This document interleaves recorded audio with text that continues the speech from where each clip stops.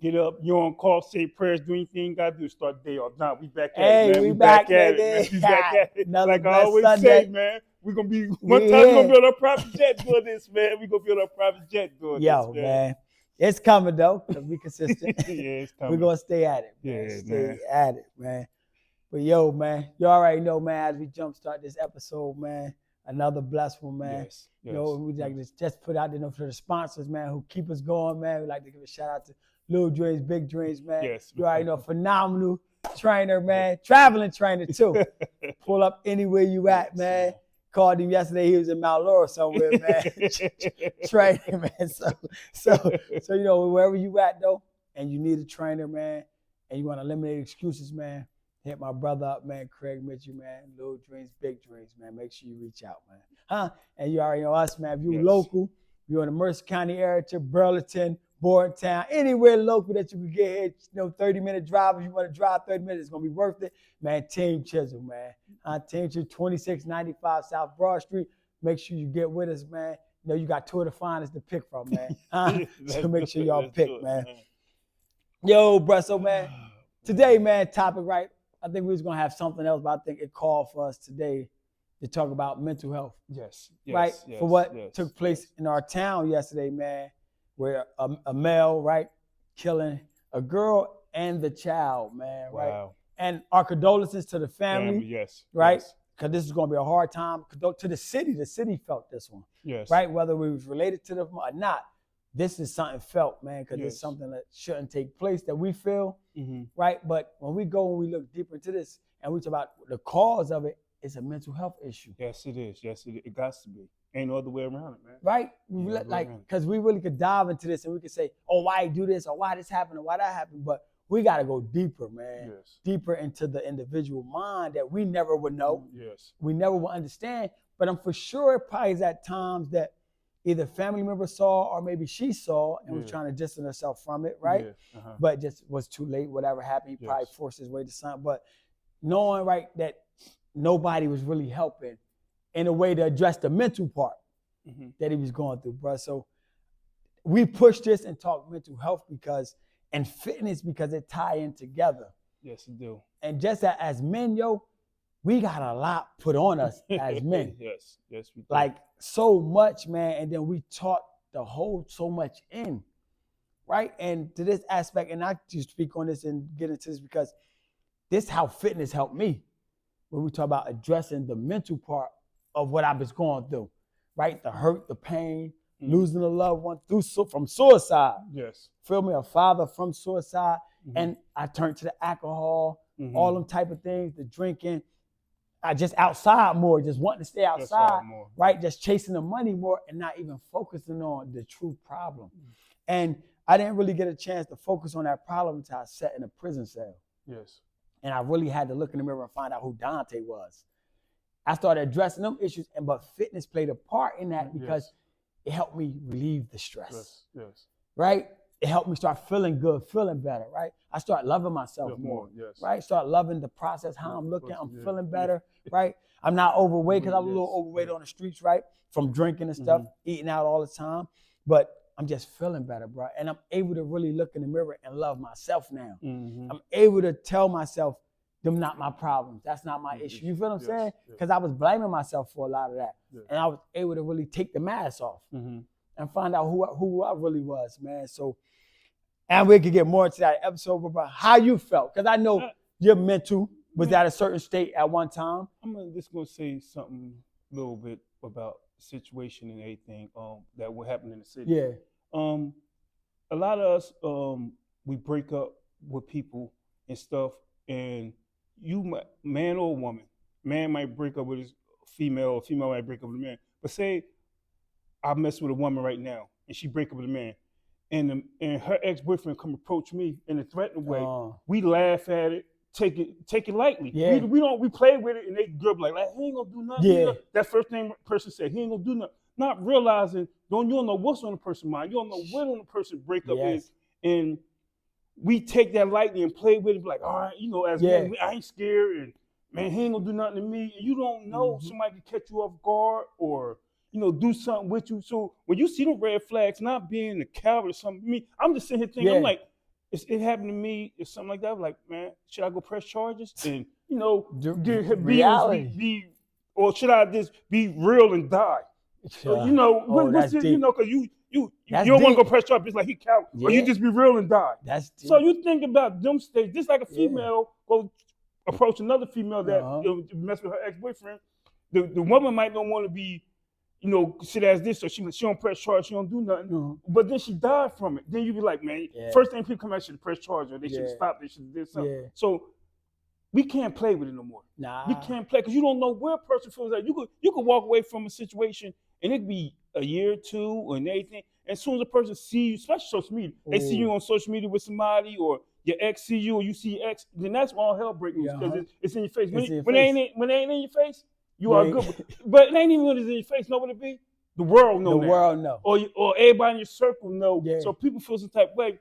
So that's one thing I think we should stop playing with. Mm-hmm.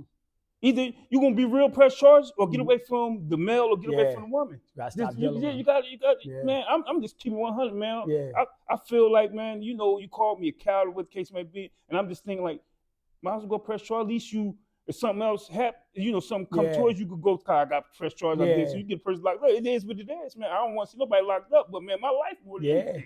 My life is more than anything. Then you can laugh and joke and say what you want to say.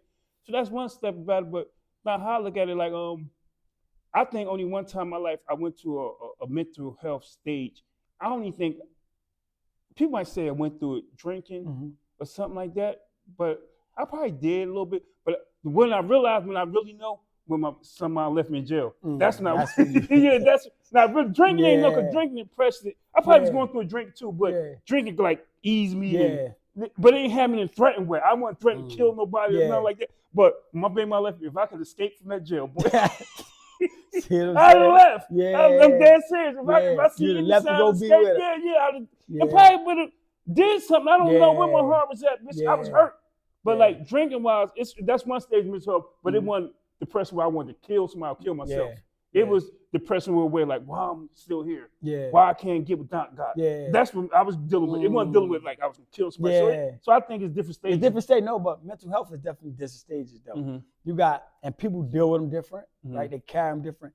And just some people get to that breaking point, man. To a breaking point that we don't know and understand, right? Because they never felt they could really have true conversations with people, or their finances might be messed up, or they, like you saying, bro, some people don't want to see their mate go be with somebody else. At first, they don't care that definitely men that macho, like, oh, you think you get enough, but you might not get one like that, right away. Something, right? It's something that woman did, right? Or something that God did that really you was in love with that you didn't see until he started. Now he move over here. Now they growing, their growth spurt takes place, and then you start thinking you supposed to be in that position, right? And that's not true, man.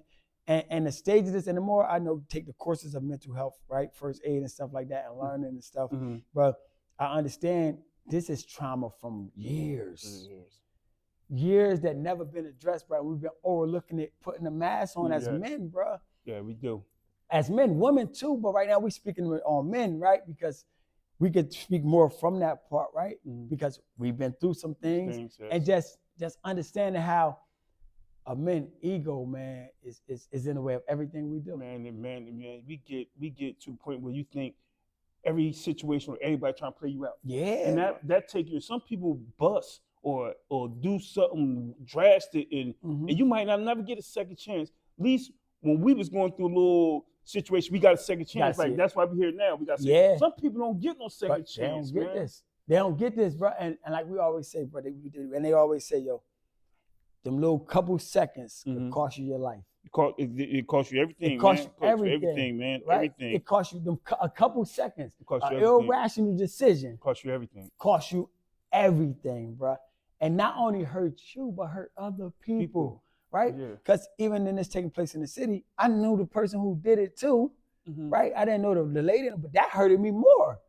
Right? But now his family still got to deal with something. Because people gonna look at his family like they the cause of what he did. So it do change. It hurt both.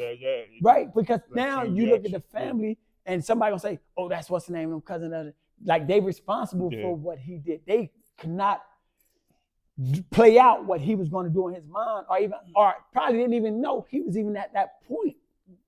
in his life to do something like that to somebody. Man, it's And not let alone a woman though. yes, man. Right? And a child. It's Bro, it's different, man. It's different, and we probably will never know like No. what took place in his head or Mm-mm. what took place in his body. But one thing I know, that's why me and you do what we do now, as far as like working on people's health, Yes. man, because you know your health is the biggest part. You know, Mhm. physical health. Yes. Yeah. Then you get to your mental, because just like as I know, when somebody training in your gym, they don't really be talking about too many problems because they mind focused on getting yes. right. The probably Yes. afterwards they could talk Yeah. about it, but the good part of it, man, you got to get healthy, man. Doc. Nah, You got to, man. yeah, It is man. you. I'm just talking about healthy. Period. Like Yeah. we play with it, man. You preach it every day, Yes. all day. You can't play with your health, man. Your health is like it ain't just the Man. mental health part about it. What about the sickness The part about it? sickness, You the don't physical. you be Man. body sore, hurting, Yes. and whining all day. You start turning like a baby, man. Yeah. And then you whine so much, people start ignoring you. Yeah. People ignore you. Start ignoring you. They ignore you, just like when you got some clients that come, they always talking about my knee. Yeah. Then you push them a little bit to help them do it stuff. It don't even really be their knee. No. They so used In to their mind. like used to saying my Yes. knee, to where you have them do a whole nother exercise. Mhm. They jumping up and flip. They doing more than you. Yeah, I'm just saying. So much more than you. And this is why with health, when we talk about it, we always not the physical all the time. It's when we talk about the mental, the spiritual, right? The financial. It's a lot of other components that go with health, right? For us to live a stable life, right? And to be able to excel. We see millionaires take their lives, right? In a lot of different ways, right? We see that happen, right? Whether if it's talking about from a sickness of a disease or from a mental health issue where they done overdosed on something, from a drug or something, or whatever it could be. Taking their life. We hear about stories of people working the world, all these trade stock markets and all that, end up killing themselves or something. You get what I'm saying? So mental health plays a part tremendously in all areas of life that we deal with, bro. If we don't have our mental right, it plays out on how we function with people, right? Where we talking about, we see people with attitudes every day for like, you go to somebody work a fast food spot or something, they will have an attitude. Right? Attitude. And you're like, oh, I ain't doing it. You picked this job to work, right? But they have attitude. Family members have attitudes, right? You get people who we just have attitudes with you or feel some type of way about you because of what you're doing daily.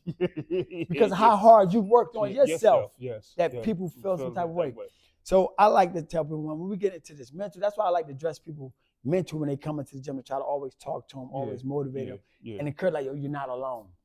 Right? So when it come to me, right, and I speak on me for this, and when it come to the mental, right, me seeing my father up there hung and seeing when I turned and opened the door on the third floor, bro, and I see the shadow and him hanging, bro, and I went to go, I had to hurry up and turn back around, bro, and then my uncle came up and went. You feel what I'm saying?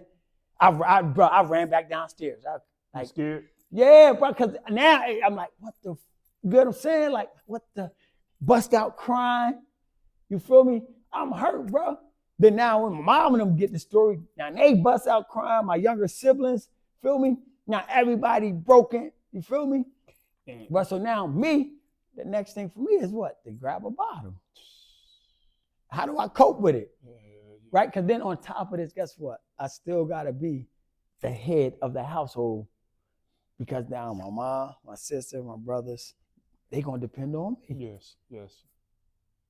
So my weakness, I really can't show too much of it. Nah.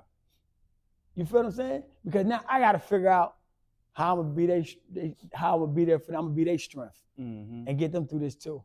You know what I mean, bro? And then it hurt me even more when I went to prison 17 or 18 months later. I go to prison. I get locked up. We not done with the trauma. We not over that. We never even talked about it, bro, after my dad. It's more trauma with you going to prison. Me going to prison now, it's more because now my mom got to deal with this load and figure it out.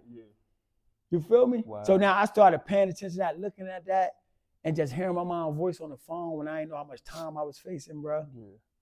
And me making a story and tour. Like, yo, I'm good as a man. I'm good, man. Don't hurt, bro. We're going to be fine, da, da, da. And she just used to always say, man, we're going to pray together. We're going to stay together. We're going to get through this together. And every time hearing that from my mom, that's what really made me pick up a Bible, bro. Yes, yeah. Yeah. Because she kept just saying that part, and not that we was church going, people don't know, but she just believed if we pray together, we will stay together and we'll get through this together. So that was like my crucial turning point, bro, of me knowing I'm about to do a long time away from my family. I can't be there to help them.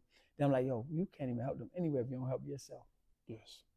Right? So even like now, like my siblings and them, they got a lot to heal from our father's death still. Yeah, yeah. And they grown adults, but we never healed from it. Yeah. I did because I went to prison and I worked on myself a different way. Yeah. So I was able to receive it and take it different now. Yeah. But I know my siblings didn't. Wow. I know they didn't. So I know they hurting from from that situation still today. And then imagine other stuff playing out in their life that affected them, but they never got to talk about it or never expressing themselves, bro. Yes. So this is deep, bro, and we don't pour out about this. And that's why I come in the gym. That's why I work out so much.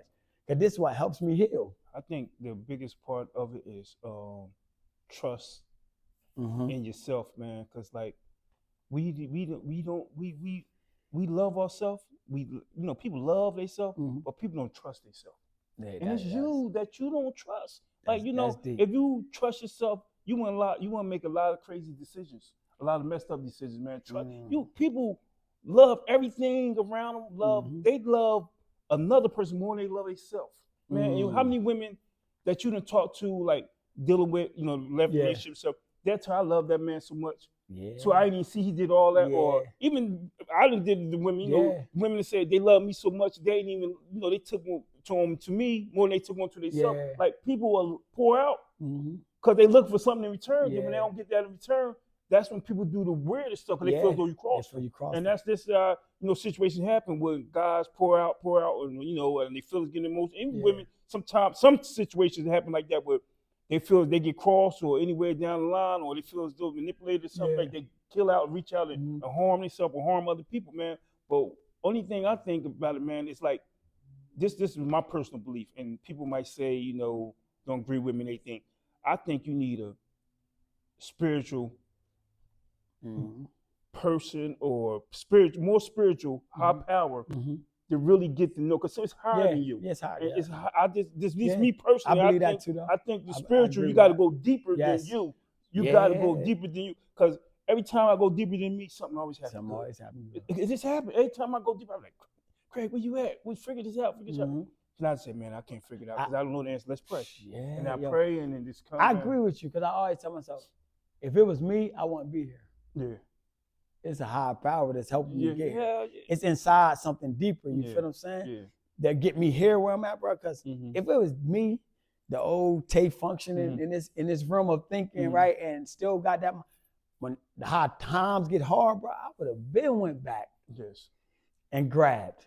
But I'm functioning on a higher level now, right? A higher frequency of my higher power. And I believe in him and what he has planned for me, and trusting the process, right? No matter how hard it gets, no difficult, how challenging, I believe the word of what it's saying to me. You get what I'm saying?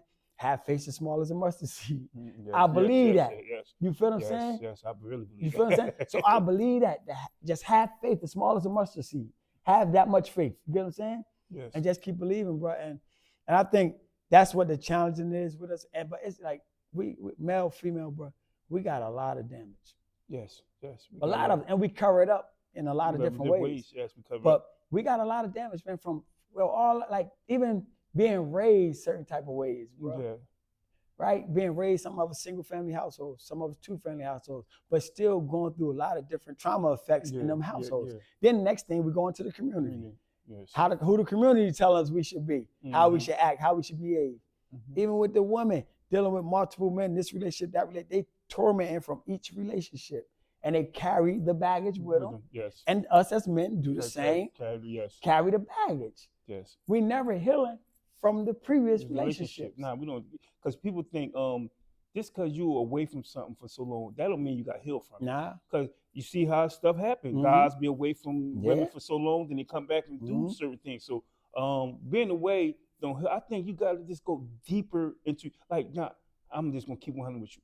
When I, the last day I drunk over 7 years ago, like a couple days before that, I would drink. I was coming from my H-Town drinking, and I was praying so hard. I went so deep, man. I said, God, you gotta take this away from me. God, you got it. Still ain't no other way. I'm talking. I got the bottle to my mouth.